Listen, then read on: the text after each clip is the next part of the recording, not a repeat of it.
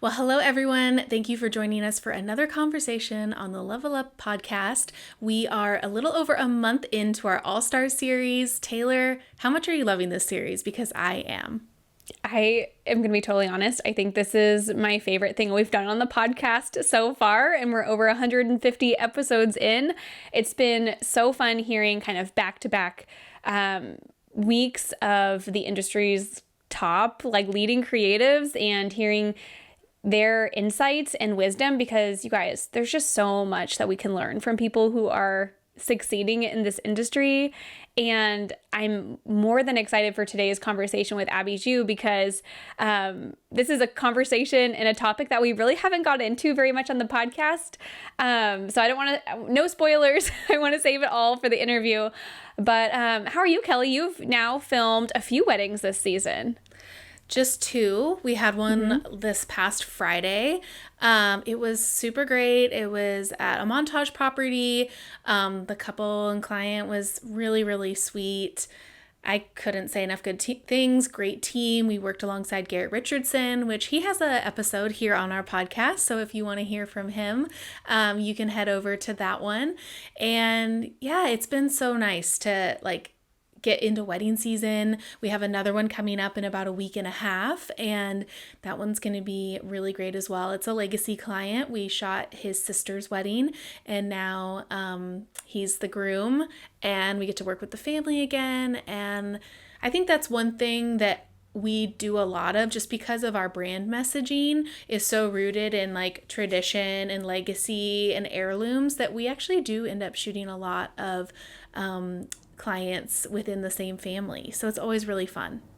That's so cool. I love that. I've done a few of those too, and it is so fun to kind of like already know kind of those key players, already have a handle on family dynamics and all of those things. That's so great.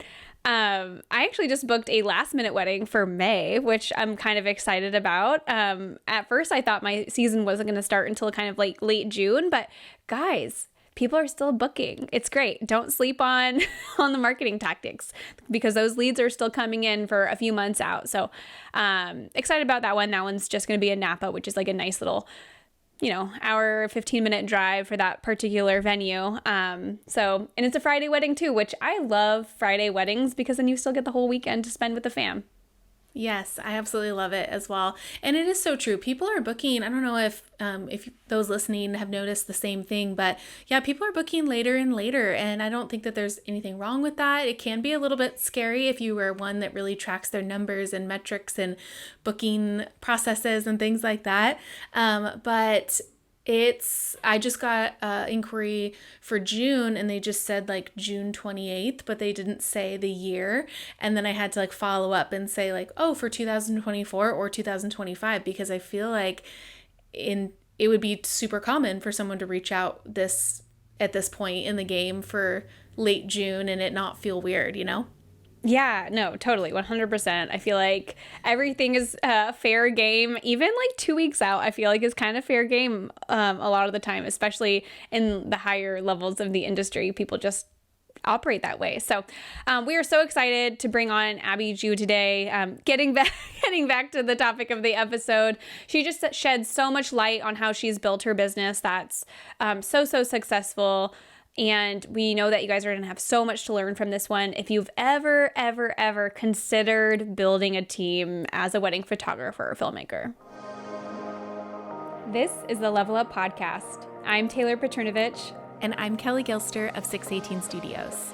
And we are on a mission to help wedding filmmakers and photographers level up their businesses so you can make more and work less. We want to help you confidently take your business from mainstream to luxury, and it all starts right here.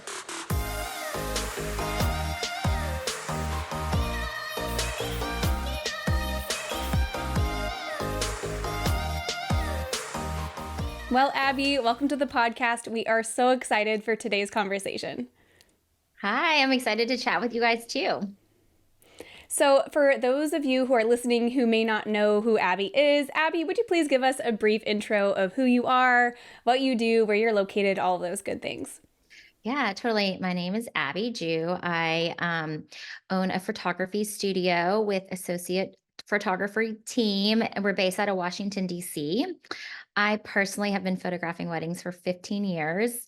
And I can say that I got my first wedding on Craigslist for the grand price total of $200, including an engagement session. So I started from the bottom, mostly a lot self-taught. And before I did photography, I did pharmaceutical sales, which feels like a completely different background, but actually it was like really good training for owning your own business. We photograph weddings all over the world. Even though we're based in DC, we really don't do that many here. Most are destination, and we love that fashion forward bride. That's so cool. Amazing. I love hearing about like lives too before people have jumped in. We've had people who were graphic designers. We have people who were in sales. My husband specifically was a civil engineer before he jumped on Mhm. and all that. So and there's so much that in any career path that you maybe previously took, it there's a way that it can blend itself into your photo or video business too. I'd love to hear a little bit about how that's kind of worked. Is it more kind of on the sales front when you're talking to a client? Yeah, I mean, I think like it is so interesting, like you said, like what was your previous life before this and how does that shape you? For me, and especially running a studio where we do a good amount of weddings among the photographers, that it's a lot of sales and it's a lot of business development. So I think I learned a lot of that through that prior experience with pharmaceutical sales. And like even just starting out when it was just me, just learning like how to present yourself and also the art of if you're being told no, how to not let that get you down. Oh, it's never fun to hear no. And as you scale in the luxury market, you do hear many more no's. It's just, It's you're true. not, yeah, you're just not for everybody. So that's a good skill to have too, is being told no and not letting it get to you. So that's so great. Yeah. Amazing. So, I would love to kind of hear about what your business is looking like now, sitting here. It is April of 2024 at the time of recording. So, maybe like a brief overview of how that looks. And then we'll backpedal because I want to hear all about what kind of sparked that idea to formulate a team. Yeah, so there are three of us on the team right now. We're currently looking for a fourth and have been doing lots of applications, looking over things. I do about 10 to 15 weddings per year, and then the Lisa and Kayla do around 20. So we are doing like a large scale of weddings. We try to keep it we don't want it ever to feel like a factory. So even though we do a lot, we also personally are a part of all of them in different ways. And what was the rest of the question? Sorry. No, I think that's great. Just kind of wanting to hear what things are looking like this year. Are you comfortable talking about pricing? Like I would kind of like to hear about how you charge for your own services and then if it's the same across the board for your team members, what that kind of looks like. Yeah, so our pricing is based on our experience and how long we've been photographing. And I would say that we do have like set pricing, but we also know, and especially from years past, that we call it like dynamic pricing. Like sometimes I think about like a hotel in Miami in January, February, it's so busy, but July and August, it's not. So your July and August rates are going to be lower than your January, February. So we're really always like looking at that because also there's three of us and we're very goal oriented. We're doing like monthly meetings to see where we're tracking in our goals. And so our pricing might change. If we're way behind, we might go down to get back up to our goals. So it's really like I'd love to say it's like a set pricing, but we want to be successful. We want to shoot the weddings we want to shoot. So it can change really. Yeah. I like hearing That's so that. great. I do too, because I think Mhm. some people feel like once they've raised their prices, it has to be like so stuck. And I was having a conversation with a photographer yesterday where I put together a proposal on video side and he was kind of saying like, well, like, yeah, like this is what I put together for the proposal, but I also took into account that like I love working with this planner. There's so many things to take into consideration. And I love that you use that analogy. I remember planner Brooke Keegan said something really similar, where she said, like, hotels don't have the same rate year round. So why Mhm. does a photography team or a videography team or whoever feel like they have to do the same thing in Mhm. March versus August? Yeah, and I think it's really about like stepping outside of your business and not being so emotional. Like, when I was talking about getting told no, like it does hurt because it does feel so personal, but like it's not really personal, right? And I feel like pricing can also be a very personal thing. Like, this is what I'm worth. I am worth this amount. And if it's below this, then like that is not okay because I've been in business for 10 years and da la la la. But like it really is about so many things. And we've been through the pandemic, we've been through the boom, and now it's leveling off. So during that time, our pricing has changed so much and it's really hard, but it's better to look at it non-emotionally and like a business and not be tied to that pricing.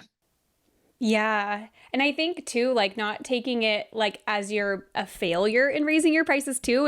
If it was working for a long time and now it's crickets, like not making those knee-jerk reactions or feeling like you're doing something wrong. Like sometimes Mhm. the market functions totally separately from you and it has nothing to Yeah. do with what you're doing. Yeah, so I think that's so smart. I'm a total numbers person too. Love all the data, so you're speaking my language there. Okay, I would love to hear because this is so intriguing. You don't see a lot of high level teams in the industry, especially serving more of that luxury space. So I would love to kind of rewind the clock and talk about what initially sparked that idea or what pushed you to want to create a team when it went just from you shooting weddings to adding that first team member. Yeah, so I had been doing weddings about 5 years when I was realizing that I had a photographer friend that I just kept sending weddings to. And I realized, like, in one calendar year before, I don't even know what time of year, maybe it was like mid year or something, I'd sent her 6 weddings. Like, she had booked 6 weddings just from weddings that I either was booked on that date or like say, last year would have been a dream wedding, but at that time I was raising my prices so big that, so large, sorry, so vast that this year it was not what I wanted to do, but last year would have been my dream wedding. So during that time, I had Lisa who was helping me in the office, and Lisa came to me. She found me through Style Me Pretty, helped me out at a wedding. And I was like, can you help in the office? So she'd been in the office with me, I don't know how long, honestly, like 6 months to a year. And I was like, I think I'm going to ask Lisa if she wants to be a part of the team. And I have always had like really good relationship with planners. They also are like some of them are my best friends, like genuinely. So I remember one of them at the time had this wedding that she was doing for her boyfriend, now husband's boss. So she was doing it as a favor, but she was going to do full service. It was like just a great wedding. And she's like, they can't pay her rates. And I was like, oh, I think this is going to be great for Lisa. So before I'd even asked Lisa, if she was interested, I already had this like amazing wedding opportunity. And so when I did ask her, she said she was interested. We talked about it and she shot that first wedding. And that's like kind of how it started. That's so cool. And then has it just kind of organically grown, like adding team members, things like that? Or was that like you were on a mission to build a big high level team? No, yeah, I think that so I got very lucky with Lisa. It was very serendipitous because, at the time she was 20 years old. And when I asked her, and I really didn't have this defined set of characteristics like today that we're on a search, we know exactly what we're looking for and who that person, what those characteristics are. But with Lisa, she was in the office and I was like, great, let's try it. So we have been together. I sound like we're married because we kind of are sometimes for 10 years. And she is now a business partner. So she has really like helped me shape the business. And we do run the business together because at this level of luxury and how many touch points we need and the number of weddings we do, it does take two people to run this business as well as other people. But Lisa and I are always making the decisions. So from there, I do think like once you start doing more weddings and you're servicing your clients well, then you're going to get more inquiries because I'm at a wedding, Lisa's at a wedding. We're both, having happy clients, happy bridal party, happy vendors. Like we're going to get more leads because we were both in two places on one weekend. So we just started to get more and more and more. And that's how we started to grow as well after that. Cool. So you just kind of realize, like, okay, we're already busy. We're still getting inquiries. So let's just expand and kind of capitalize on this momentum we have. Yeah, definitely. And Yeah. I mean, I think it's so interesting because I feel like yeah, like you said, like there's not a lot of people doing it like us, like luxury wedding photography teams. There are a lot of planner teams, which is so interesting. So I think like planner teams can grow, grow, grow, but I'm having trouble conceptualizing like, I don't think Abby G photography could be a team of 10 or 20. Like I think we have to stay somewhat smaller, even if we have all this business, just because we don't want it to seem like a factory. Yeah, kind of maintaining that air of exclusivity too a little bit. Yeah. Well, we were saying this before we hit record, but I actually had the opportunity to work with one of your team members at a wedding late last year, and it was so fun. And I was like totally picking her brain about how the whole thing worked, and it's so fascinating to me. It sounds like you might be similar, but I'm definitely more of like a business minded person with a creative skill who has learned how to build a business around that skill. It sounds like maybe that's something that you resonate with, but the idea of like maximizing revenue and all of those things and building a successful brand, it's so interesting to me when you see people doing it outside of what would be considered maybe like the norm or like the industry standard. Do you get a lot of people coming to you kind of like asking how you built things? Like, I feel like you're an authority in the space. Oh, thank you. Yeah, I mean, it is really interesting because I definitely look at it as a business. And I would say, are you business or creative minded? Like business minded is definitely like my stronger suit more than creative. And so I think Lisa is a mix of both, but also very good at business. But I think the other team members we look to add are more creative focused, and like they really are happy, being working on their craft and getting better, and not as much worrying about business.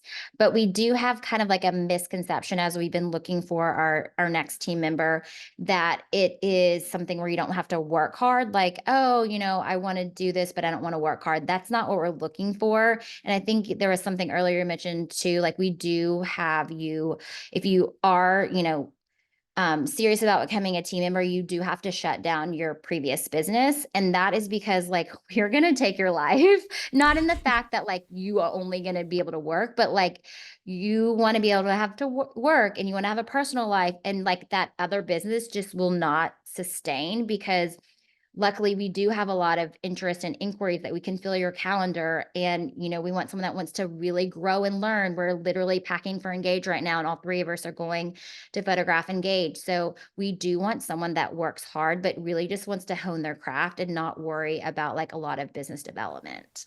Okay, that's so great. This is such a great segue because I knew I wanted to ask what your team members are responsible for. So obviously, you and Lisa are the exception. You're running the business, but your existing third team member and the future fourth. So what is their like? What do their tasks look like? Are they on their own, like on their own sales calls, or are they literally just like showing up and shooting? Or are they editing? I don't know. What does that look like? Yeah, it's like a hybrid. So as far as sales calls, like Lisa and I do the initial call just because we need to understand what like their budget is and where they fit in with our team. And then if it's a good fit, I do the call and I say, oh, it's a good fit for Kayla. Then Kayla will do a proposal review call and get to know them and go over like the proposal with them. So she doesn't do the initial calls, but then she does, excuse me, she does bond with them over that second phone call. So that's how that works as far as if it's not a planner lead. And then everyone is responsible for calling and editing. We do have like, the editing that we use. We have very streamlined stuff, so that helps. We also have a office manager and a virtual assistant. We have someone who does gifting, social media. So we have these teams behind. So like, it sounds so easy to like onboard a client, but I would say it's like 30 minutes of office work just in one time. So like our office and virtual assistant help us with that, as well as lead management. I mean, since we are running a team that can hold, 4 people's full calendars, we get luckily a lot of inquiries, but that also is a lot of time. So the virtual assistant helps with all of that as far as like helping to answer them, but also make them personal and follow up and helping us with all that stuff. So they are responsible for, once they talk to the client and the contract is signed, that is their client. And we have, a workflow that they follow to stay in touch. It changes based on planner, but we have them in touch with the client through the whole way through. Okay, this is so fun to hear because Our general audience, they're, owner operators, they're just getting started. They're maybe charging between that like 3 to 6,000, very much so like wearing all the hats in their Mhm. businesses. And I love hearing people who have built this team to sustain the growth and to sustain your lives so that it doesn't literally take over every waking second. Because I Mhm. know even Kelly and myself, we get asked, because we have Level Up, we run our own studios, things like that, and we get asked all the time, like, how do you do it all? And we're like, we don't do it alone, guys. Like, Yeah. we literally have so much help. Like, people can look like such superheroes on the internet, but just know Right. that there's always a team behind them. Yeah. So it's So much of I a team. so Yes. encouraging to hear. Yeah. Yeah. We Yeah. have a lot of SOPs just because that helps. But that helps like with our not the team members, but like our support team doing the stuff in the background for us. So everything is uniform, everything feels like the way we want it to feel. Like I said, like even though we do a lot, we don't want it to feel like it's a factory. So it's like, our virtual assistant might draft the email for us, like what we usually send at that point of time, but then we'll go back and personalize it and talk about things that we've had on our sales call with them, or reference their dress. So it doesn't feel like here's this canned email. Like we will make sure that it doesn't feel that way. Yeah, So which is fun. something you definitely have to do like in the luxury space is like nothing canned, nothing really feeling too automated. Mhm. Um okay, this is a question I have. Okay, so if someone's listening and they either have a team or they're hearing all of this and they're really inspired and they were like, I want to build a team. I think that a lot of times what we've seen is people building out teams maybe a little bit too soon in their business, or building out a team in a way where it almost waters down their brand. What would be your biggest piece of advice for someone who wants to build a team and how to maintain that high level of service and high quality of customer service? So I'd say as far as like attracting that client, because I feel like that is a big concern. They're like, oh, I'm at this price point and my team member is down here. Like, I don't want to make it seem like that I'm photographing these lower weddings or whatever. So, I mean, one of the things I would say a piece of advice would be to have like a clearly defined ideal client, so that really the only things we post on social media are ones that are our ideal client. And sometimes it's mine and sometimes it's not. Like sometimes, I might love the couple and they are so happy with their photos, but like it just wasn't a wedding that like I would want to do again, or, attract that same client. We're not going to post that. And so it's really too very interesting because even though we have different price points, I think our ideal client exists in all of them, honestly, because sometimes they may not spend a lot as much on photography, but they might spend a lot on their dress and their multiple outfits and a stylist and, a lot of other things. So we're having a lot of fun photographing this amazing wedding, even though they didn't pay my rate. So that would be on our Instagram most likely. So I think like one of the big things is to make sure that you're very particular about what you show, and if you have doubts that it is your ideal client, like do not post that. So that was one of the ways that I feel like we were able to maintain quality and luxury. What were your other questions? Sorry. Yeah, like just like I think it was that. What would be your biggest piece of advice? Because I do think, and I love what you said, is that you have to be so careful about what you post, because I think that a lot of times when there is someone who has it's them and then they have a team, they are watering down the brand maybe with what everybody is going off and shooting, and then you kind of just end up with this like kind of messy juxtaposition of no real vision or mission within your brand. So that's, I mean, that's so smart that like you really have to do the hard work to establish up front just your brand identity, that ideal client. And then if you really remain true to that, then it's all going to fall in place and keep the brand pushing forward in, scaling farther and farther within the market. So I think that's Yeah. so smart. And I think it's interesting too, because some people do have like the misconception, like, oh, if you're photographing expensive weddings, that means that's your ideal client all the time. And it really isn't. And it really is like all over as far as what they're paying for photography, in my opinion, of what that ideal wedding looks like. It could be very different. So, in essence, because we are so tight with it, then we're hopefully then ideally getting more of those ideal weddings, and then it just grows the business. Yeah. So, kind of still staying on the topic of social media, I've noticed that some of your team members may have their own Instagram handles. How does that work tying back to your brand? And how have you found that to be beneficial? Yeah, so Lisa's the one that actually noticed that is that it is important for every team, like the team members to have their own Instagram because we all know now like Instagram serves as basically your website or your storefront per se. So I think that people will, maybe find us at Abby Jew, and then when we like, do a sales call and talk about how, this is a great fit for Lisa, then they're going to go to Lisa's page and see her stuff, and then she's going to be validated through that Instagram. I have noticed, like you said, like we noticed that a lot of planners will build larger teams, and we have Yes. seen that done in the planner world where it'll be the planner team members have their own Instagram handle, but it's so interesting to see it done from a photography perspective. And I think it's really cool because I think that, this may like pave the way for people to build really successful brands in a way that's very unique and new to the industry, because the high level part is what sets you apart. But I think the more people see you having success in it and can see maybe like what you're doing and start emulating what you're doing, we'll see more people have that same success, which is really exciting for all of the business minded people out there who are never maybe satisfied with the way things are currently. Yeah, I feel like I definitely have seen a lot more teams, and I do have like a lot of friends that ask me about things, contracts, and, failures that I've learned from, things like that. Okay, so Abby, I did have one question because I noticed on your website you are very public facing with your team and that you have a team. But I also know some um, people in the luxury space that they don't like publicly say that they have a team, but they do have associates like privately that they'll have conversations maybe with planners.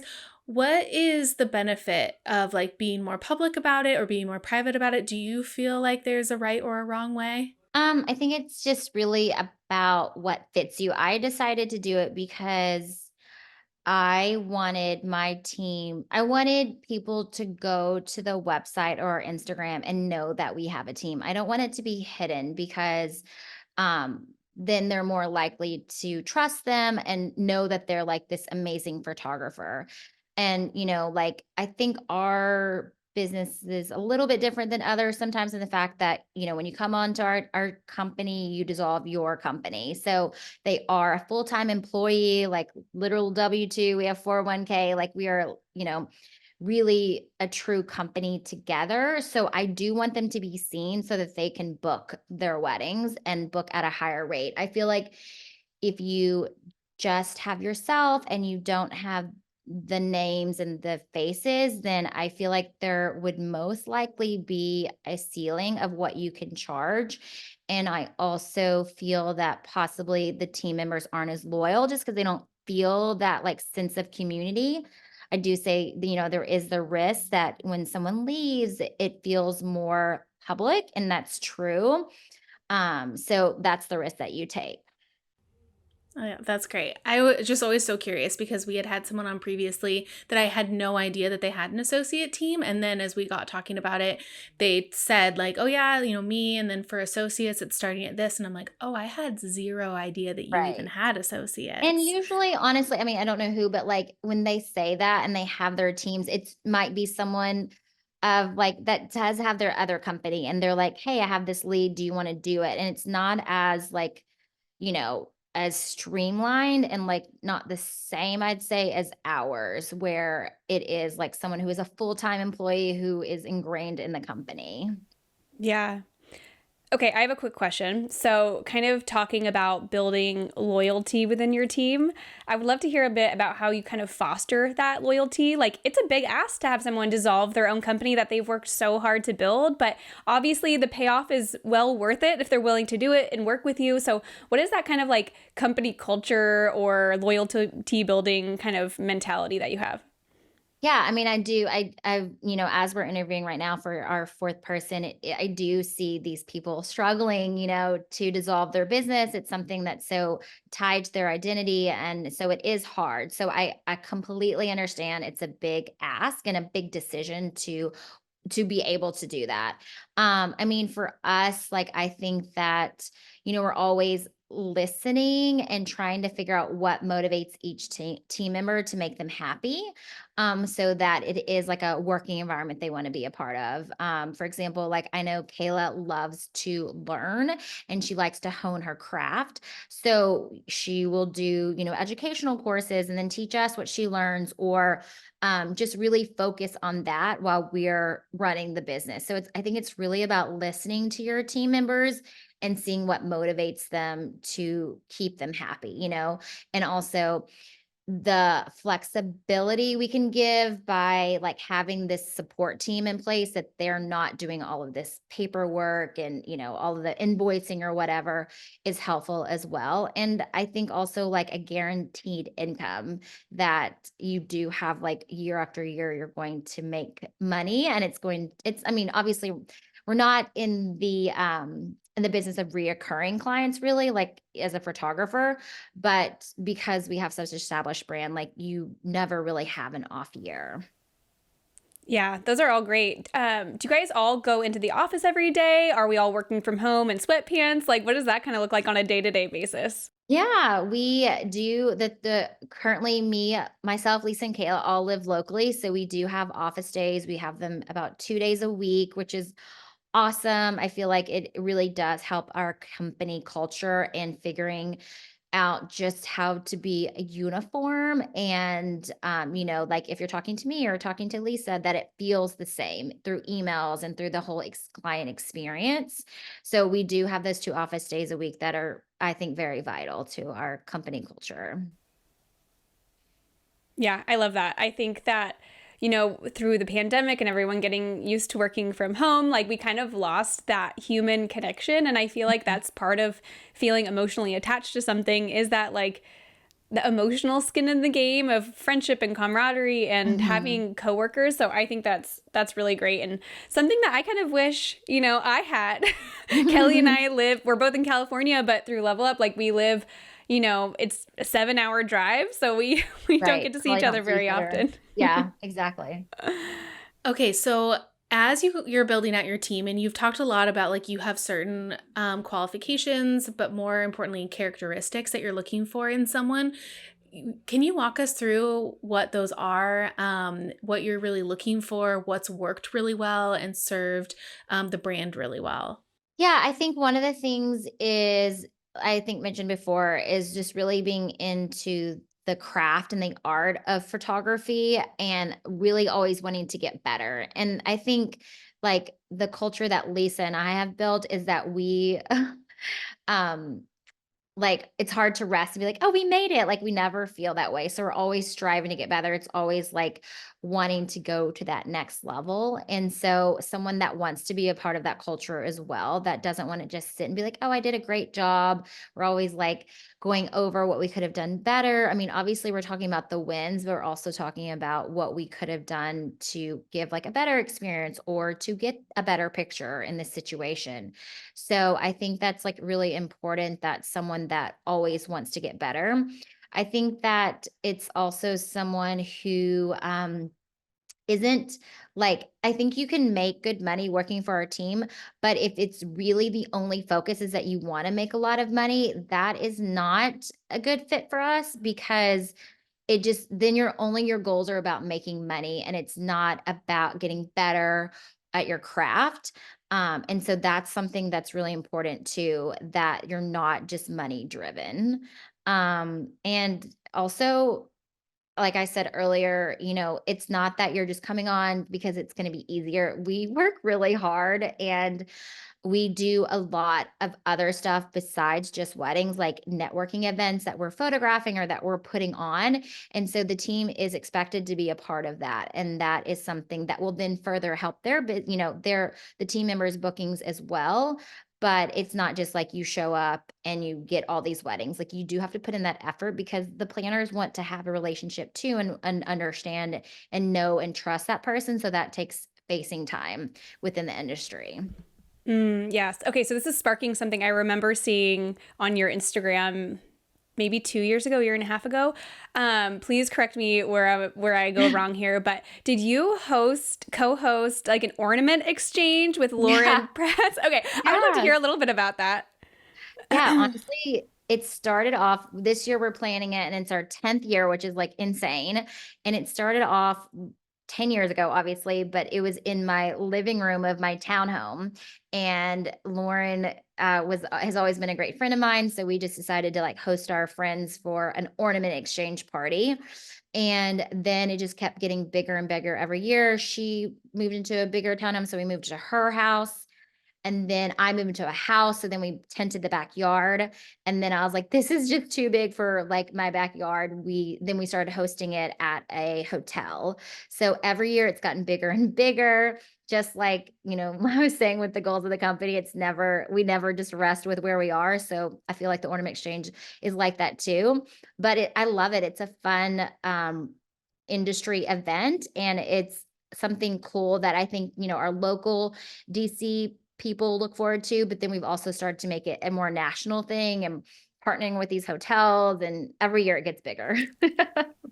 That's so fun. I think it's really cool to see people who think outside the box when it comes to building those relationships, or even like it's becoming ingrained in your brand. So like kind of on the flip side, I don't know if you know Chris with Storybox Cinema.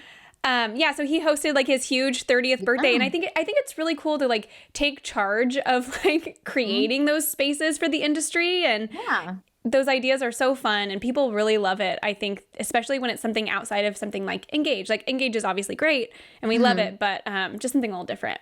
Yeah, and I think it's really interesting too. We are photographers, videographers, we're downstream from the planners. And so obviously a lot of our business comes from planners. So I also like to think of it as like, how can I not just be another photographer? How can I give back to that relationship? So is it throwing this amazing party? Is it trying to refer them? Like, I understand like the planner is the boss of the day and they are referring me, but I also try to think of it in a way that like I can be an asset to them. Yeah, that's so great. And that's really where you find like longevity in true relationships and not just those quick wins. Yeah. And I think that when we hear about planners being like, oh, everyone like, hits me up and like wants to work with me and stuff like that, it's obviously true. Like people want to work with planners, but how can you provide value to them that it doesn't feel like, a blanket email or something like that? How are you going to have that genuine relationship? Well, this has been honestly so mind-blowing for me. Taylor, do you have any other questions? I don't know. I feel like honestly, I think this was pretty thorough. So I hope the listeners agree. Yeah, it's just so cool to see someone who's like doing something outside of the norm, absolutely crushing it, like almost like a unicorn of the industry in this, because we get a lot of our students who like either have a team and it's just like not built out in the way that's going to sustain growth and resonate with like working alongside planners or working alongside like high wealth clientele, but you've done that. And so I hope that people who are listening and want to build out that team really take a lot of your I'm sure there's a lot of takeaways that they're getting from this. And it's really cool to see that you guys have found so much success in it, that you're so passionate about it, and it's something that you really believe in. Thank you. Thank you so much. Amazing. So if people who are listening to this have not already found you online, where can they go give you a follow, say hi in the DMs, whatever it may be? Yeah. I mean, the best place is obviously Instagram at Abby Jew. And that is like the company team's Instagram where you'll find all of our work. Amazing. Awesome. Well, thank you so much for your time. This has been so wonderful, and we hope that we get the chance to connect again in the future. Sounds great. Thank you. Thank you for joining us in today's conversation. Please help us reach more filmmakers and photographers like you by taking a screenshot and sharing it to social media. And don't forget to tag us at The Level Up Co. And join us again next week, same time, same place, as we continue to level up the industry together.